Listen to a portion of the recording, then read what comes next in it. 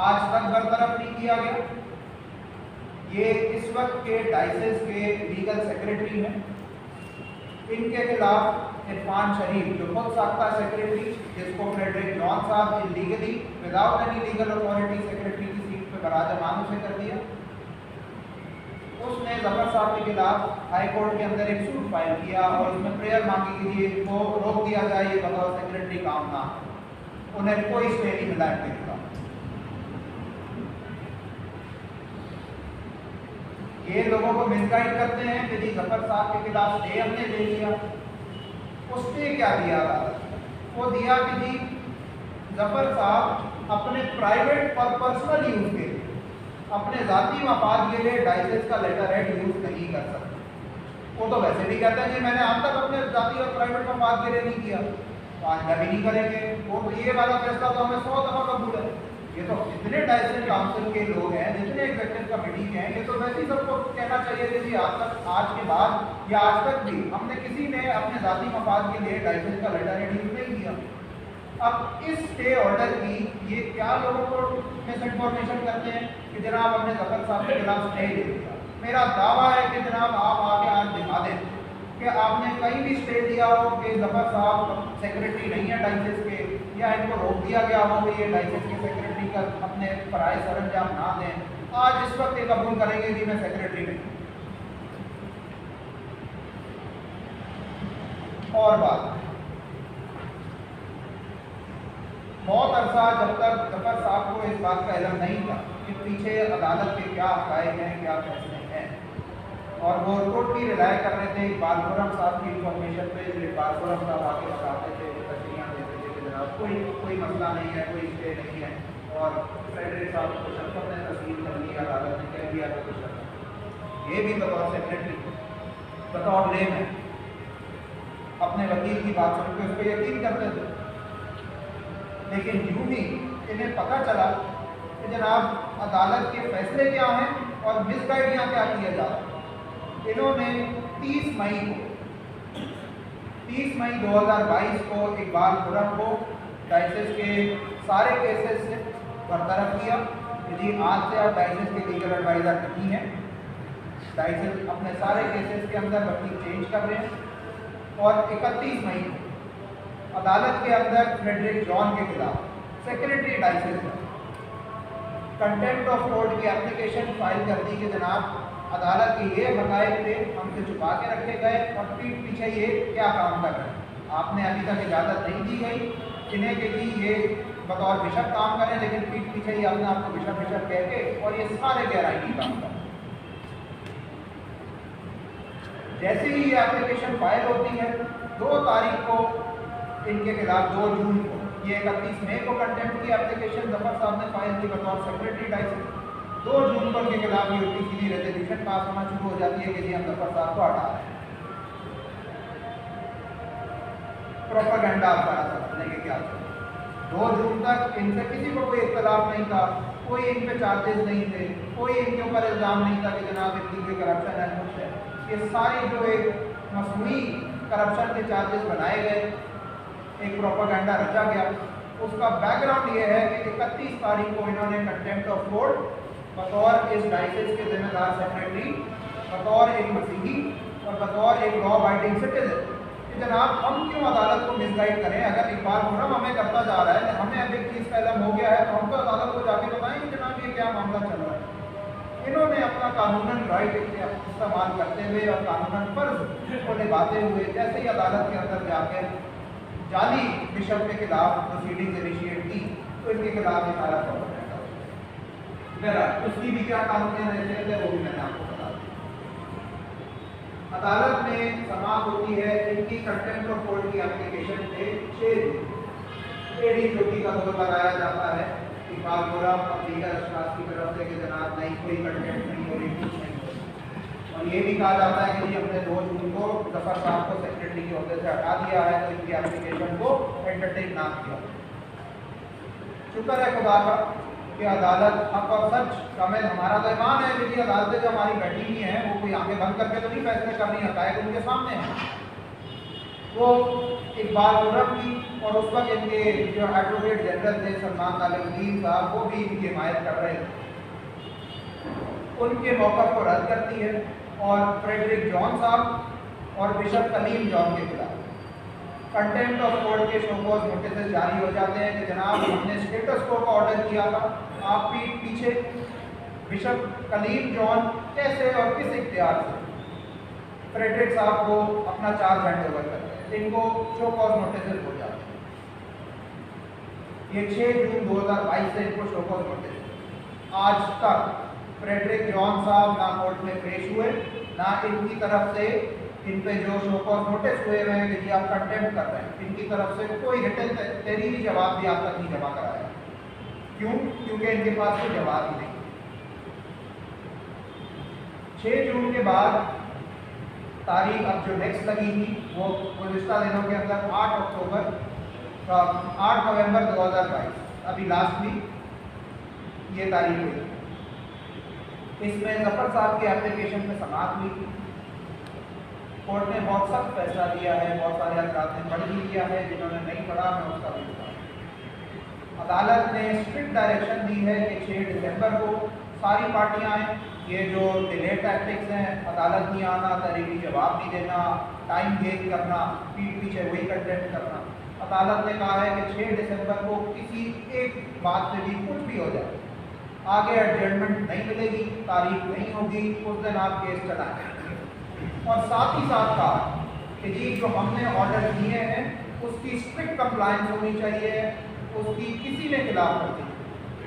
अब जो अदालत ने एक चीज़ और आगे कर दी है और जिसकी एक जो बहुत ज़रूरत पेश आई कि आज की मीटिंग भी बुलाई है और आगे अब रोज़ लोगों को इस चीज़ से मुतला किया जाए।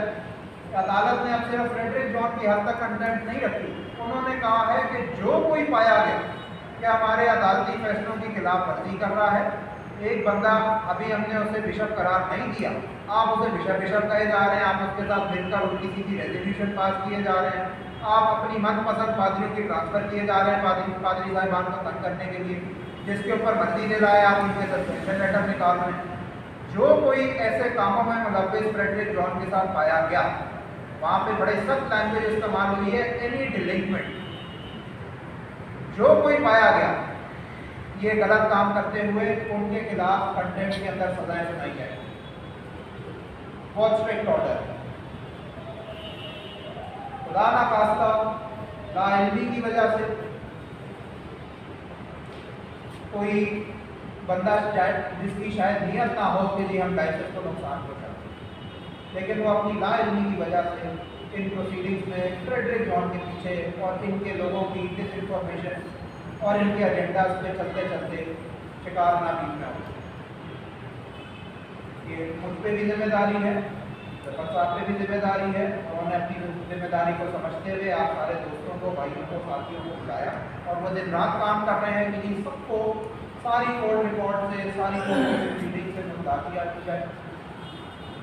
और ना सिर्फ इसलिए कि जी कोर्ट का फैसला लीगली एक अपनी जगह, आप इस चीज़ से अंदाज़ा लगा लें कि ये हमारा इमाम है जिसको पता है कि जी मुझे अदालत ने अभी तक इख्तियार नहीं दिया, लेकिन वो इतना झूठा आदमी है कि जी हर बंदे को आगे झूठ कह रहा है कि नहीं जी मुझे तो बिशप तस्लीम कर दी है और मुझे तो कोई स्टे नहीं है और मेरे पास सारे इख्तियार हैं।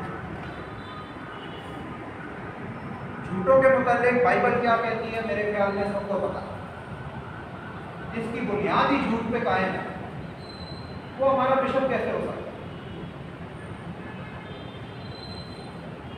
वीडियो मेरे पास आई कि जब इन्होंने जाके क्वेटा के अंदर बदमज़गी की हाथापाई कर ली, कब्जा किया, मैं अल्फाज इस्तेमाल करूँगा, वैसी तरीके से गुंडे लेकर वहाँ पर कुछ सियासी असर इस्तेमाल करके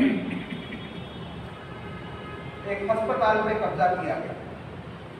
वो वीडियो मेरे पास आई है जहाँ पर जब लोग जो कुछ ये सारी अदालती कार्रवाई से वाकिफ थे उन्होंने इनसे कहा जनाब आप बिशप नहीं हैं, आपके पास इख्तियार नहीं, तो इतनी दीदा दलेरी से इन्होंने झूठ बोला कि जी कौन सा केस, कोई केस नहीं है मेरे पास। तो जो बंदा इतनी सफेदी से झूठ बोले वो हमारा लीडर कैसे हो सकता है? वो कौम का लीडर कैसे हो सकता है? और अगर ऐसे लीडर आ गए हमारी कौम के अंदर तो खुदा ही हाफिज है कि जी हमारी इस लाइसेंस का क्या बनता है। तो ये है सारी कोर्ट की प्रोसीडिंग और मेरा चैलेंज है ये आज ही इसलिए कैमरा हम कर रहे हैं, मेरी शक्ल से, मेरी आवाज़ के साथ, आप सारी भाइयों की मौजूदगी में सेक्रेटरी साहब हमारे साथ बैठे हुए हैं, ये पूरी दुनिया में चलेगी, पूरी दुनिया में वायरल है। इसमें एक लफ्ज़ भी अगर झूठ है तो जाए मुझ पर तौहीन अदालत का मुकदमा पाए। अगर मैं आज दे रहा हूँ तो खुली इजाज़त है, जो कहते हैं कि जी झूठ बोल रहा है या सेक्रेटरी साहब झूठ बोल रहे हैं, जाए हम पे डेफेमेशन के केस फाइल करें। ये मेरा दावा है कि जो आज सारी बात की गई है, अदालती कार्रवाई सारी की सारी है, इसके अलावा इसके बरक्स कोई बात करता है तो झूठ वो बोलता है। और रही बात कि जनाब एक आम आदमी को भी इस बात से अंदाजा हो जाना चाहिए कि अगर अदालत ने इन्हें बिशप तस्लीम कर दिया तो ये बिशप हाउस किस खुशी में इनको नहीं दिया जा रहा। ये बड़ी बड़ी इधर उधर की अपनी स्ट्रैटेजियाँ और वो उल्टी सीधी तशरीयाँ करते हैं और बताते हैं जी ऐसा हो गया, ये हो गया। मेरे ख्याल में अदालत की कोई ना इनसे पर्सनल टसल है कि एक तरफ अगर इन्हें बिशप तस्लीम भी कर ले तो दूसरी तरफ इन्हें बोले नहीं बिशप हाउस में आपने नहीं कर, ऐसा कुछ नहीं।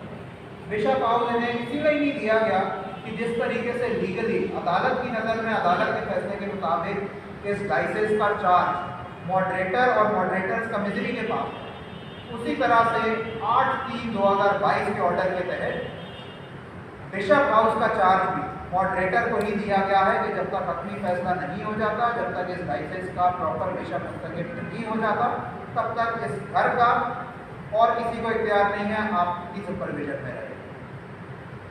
मई का मेरे ख्याल में 25 मई का एक ऑर्डर है जिसके तहत ये था कि जनाब लाइसेंस की तरफ से रिक्वेस्ट आई थी कि मॉडरेटर साहब तो प्राइवेट में होते हैं, लाहौर में होते हैं, तो वो इधर आके इसकी सारी देखभाल नहीं कर सकते, तो उन्हें इजाज़त दी जाए कि इस लाइसेंस के थ्रू जो है इसकी मरम्मत कराई जाए और अगर कोई भी इसमें मसला होता है, बारिशें आगे जैसे हुई थी तो किसी किस्म की जो है इसके अंदर मरम्मत कराने का कोई काम हो तो हमें इजाज़त दी जाए कि मॉडरेटर की सरपरस्ती में करें। अदालत ने यह हुक्म दिया था कि मॉडरेटर साहब अपनी सुपरविजन के अंदर डाइसेंट काउंसिल के थ्रू अगर कोई समझते हैं कि जनाब यहाँ पर कोई काम, कोई शीशा टूट गया, कोई पेंट खराब हो गया, कोई दरवाज़ा टूट गया, तो मरम्मत का काम कराना है तो मॉडरेटर साहब अपनी सुपरविजन में डाइसेंट काउंसिल के थ्रू कराएंगे। किसके थ्रू? डाइसेंट काउंसिल के थ्रू। डाइसेंट काउंसिल के भी हजरात यहाँ बैठे हुए, जनाब आपको कोई मॉडरेटर साहब का लेटर आया कि जी ये आपने काम कराना है? जो डाइसेंट काउंसिल वाले हजरात बैठे हुए, कोई लेटर नहीं मॉडरेटर साहब की तरफ से।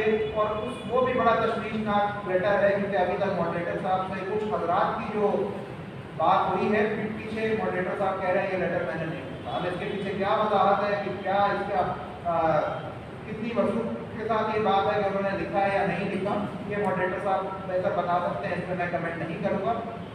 मेरा एक लेटर दिखाया जा रहा है कि मॉडरेटर साहब ने फ्रेडरिक साहब को लिख दिया कि जनाब आप काम करवाएं, इसका मरम्मत का जितना जो काम है आप बिशप हाउस का करें।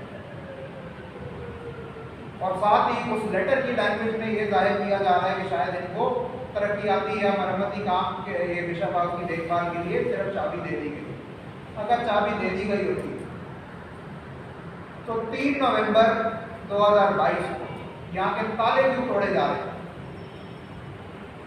अगर चाबी मॉडरेटर साहब ने एक जो अभी इस वक्त बैठे हुए हैं वहाँ पे और कहते हैं कि जी हम लाइसेंस के करता धरता हैं, मॉडरेटर साहब ने हमें बिशप हाउस की चाबी दे दी, ताले क्यों तोड़े?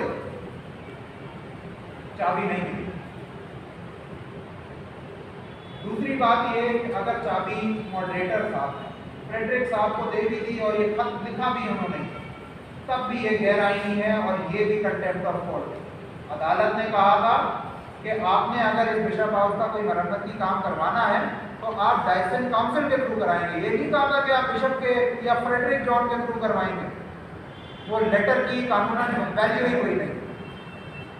मॉडरेटर साहब लिखते सेक्रेटरी डाइसेंस को कि जी आप डाइसेंट काउंसिल भी आप इजलास बुलाएं, उनके थ्रू एक रेजोल्यूशन पास होती, सारी चीज़ें होती, पूरे डाइसेंट काउंसिल के मुश्तरका फैसले के तहत इसका मरम्मती काम कराया जाता। तो मुझे समझ आती कि आप कोर्ट की ऑर्डर्स की पासदारी करते हुए उसके हिसाब से आप ये काम कर रहे हैं, ऐसा नहीं।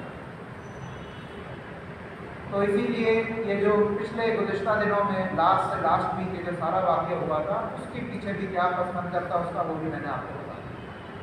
कोशिश इनकी एड़ी चोटी का जोर ये था कि जनाब हमें, अच्छा और ये भी मिसगाइड कर रहे थे। अगर ये जो लेटर दिखा रहे हैं, अगर वो लेटर को भी हम मान लें तो मॉडरेटर ने इन्हें बिशप हाउस रहने के लिए नहीं दिया, सिर्फ कहा है कि जनाब कि अगर इसके शीशे टूट रहे हैं तो उसके शीशा सही करा देना, मरम्मत करा देना इस घर की सिर्फ, और जैसी मरम्मत हो जाए मुझे सारी चाबियां वापस कर देना। उस खत में ये लिखा।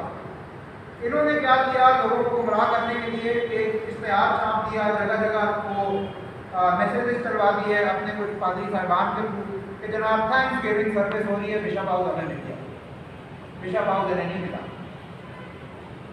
और मैं फिर इसी तरफ आऊँगा कि इतनी छोटी छोटी बातों में, एक घर के पीछे, एक चार्ज के पीछे, अगर तो इनको एतमाद है ना कि जनाब मैं सही इलेक्शन लड़के और मैं सही इलेक्शन लड़के जो हूँ इस सीट पर मुंतखब हुआ हूँ, तो फिर इनको डर किस बात का है कि अदालती फैसले के लिए नहीं रुक रहे? तो इनको डर किस बात का है कि अदालत में जाके अपनी इलेक्शन पर ये कहते हैं कि जी सही इलेक्शन हुआ था, ये जाके प्रूव करते सही इलेक्शन हुआ था, अदालत अगले दिन इनको बिशप का चार्ज दे देगी, इन्हें बिशप तस्लीम कर देगी। ये चोर दरवाज़ा क्यों चुन रहे हैं? वो इसीलिए चुन रहे हैं, इन्हें पता है कि इलेक्शन भी जारी हुआ है, अदालत का जो असली फैसला आना है वो खुदा ने चाहा दोबारा इलेक्शन कंडक्ट होने हैं, और जब ये एक दफ़ा एक्सपोज हो जाए और जो इनकी अपनी ये नाअहल है, इनकी डिग्री भी जाली है, ये इस कॉन्स्टिट्यूशन के हिसाब से जो इनके रूल्स हैं जिसके तहत ये इलेक्शन हुआ था उसके तहत रेजिडेंट प्रेसबिटर जो होता है डाइसेस का, सिर्फ वो लड़ सकता है। ये इस डाइसेस के पादरी नहीं थे, ये सिर्फ और सिर्फ सेंट थॉमस सेमिनरी के अंदर लाहौर से आए हुए एक फैकल्टी थे, ये इस डाइसेस के पादरी नहीं थे, तो ये तो इस इलेक्शन में भी नहीं खड़े हो सकते थे। तो ये इन्हें पता है कि जनाब अगर प्रॉपर इलेक्शन हो गए, अदालत को मैंने फेस कर लिया, अदालत के जब सारी जिरा हो जाएगी तो मैं ज़्यादा देर नहीं टिकूँगा। ये अपने पीछे लोगों को गुमराह करके इश्तिहार फैलाना चाह रहे हैं, ये अवाम की सपोर्ट झूठ की बुनियाद पर अपने पीछे लगाना चाह रहे हैं। लेकिन मैं समझता हूँ कि बतौर मसीही हर एक चर्च ऑफ पाकिस्तान के हर एक इस डाइसेस के मेंबर के ऊपर ये वाजिब है कि जब हमें एक चीज़ पता चल जाए कि जी सच ये है और झूठ ये है, तो हम झूठ को झूठ और सच को सच ही करें। ये बाइबल भी हम पे फर्ज करती है, ये हमारे मसीह खुदावंद यीशु मसीह की हम पे तालीमात हैं, और ये वाजिब है कि जब हमें पता चल जाए जी सच क्या है झूठ क्या है, तो फिर हम उल्टा काम ना करें कि सच को झूठ कहें और झूठ को सच कहें। भले फ्रेडरिक जॉन हमें पसंद हो, बहुत हमसे जी उसकी कोई बहुत हमदर्दी हो, लेकिन जब हमें पता चल जाए कि जनाब झूठ क्या है सच क्या है, तो हमें सारी रिश्तेदारियाँ, सारी दोस्तियाँ, यारियाँ छोड़ के, सारा अपना मफाद छोड़ के सच को सच कहना है, झूठ को झूठ।